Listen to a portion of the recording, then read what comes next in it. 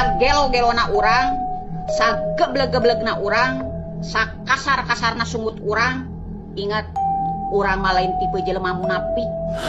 Paham? Baladageun.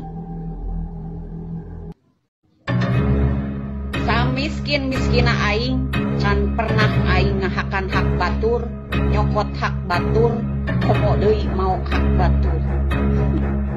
Baladageun. Ari boga biwir teh ulah sangeunahna ngomong ka batur. Poe jeung nyebutkeun urang geus kolot. Atunya heueuh, di mana-mana ge tambah umur mah tambah kolot. Jik teangan ka kutub utara, aya jelema anu tambah umur tambah ngora. Moal aya. Lagian ieu urang teh can dandan ciga kolot sote, da pagaweanna ge gegero. Pagaweanna di sumur, di dapur, eueuh kegiatan lain ka salon. Yes. Yeuh, lamun urang geus dangdan, salaki batur ge bakal kapincut ku urang. Budak SMA ge bakal nyebut teteh, moal nyebut nini. Bener teh. Baladageun.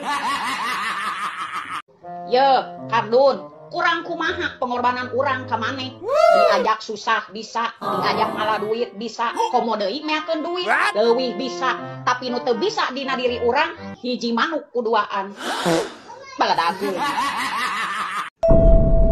Jelema zaman ayeuna mah butuh teh lamun manehna aya pangabutuh. Da lamun manehna geus teu boga pangabutuh, maneh ge geus moal dibutuhkeun deui. Bener teu? Baladageun.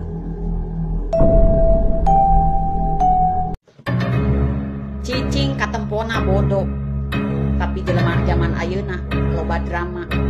Tapi kudu inget, karma moal salah nama.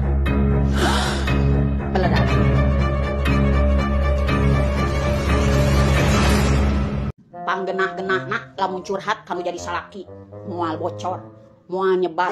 Atunya heueuh, dek teu nyebar kumaha, dek teu bocor kumaha. Ari sapopoe nangan saukur nempo HP mah lain didenge mah yeuh pamajikan keur curhat tentang masalah rumah tangga, masalah kurang resiko. Manehna mah ayo nya nyaho HP, pamajikan mah geus ngocoblak ngaler ngulon ngidul ngetan. Lain didenge mah kalakah ditempo HP. Nya pasti moal bocor, nya pasti moal nyebar. Da teu nyaho si curhatana naon ari ngan saukur nempo HP mah.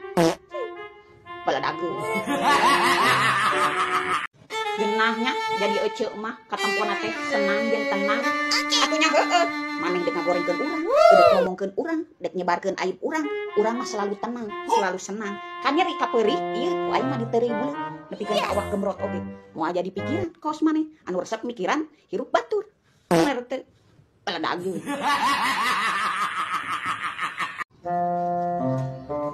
Caca, kata-katanya dong. Yo, aing mah tibah lagi teu bisa kana matematika. Maka aing mah teu hitungan kawasia. Paham? Baladageun.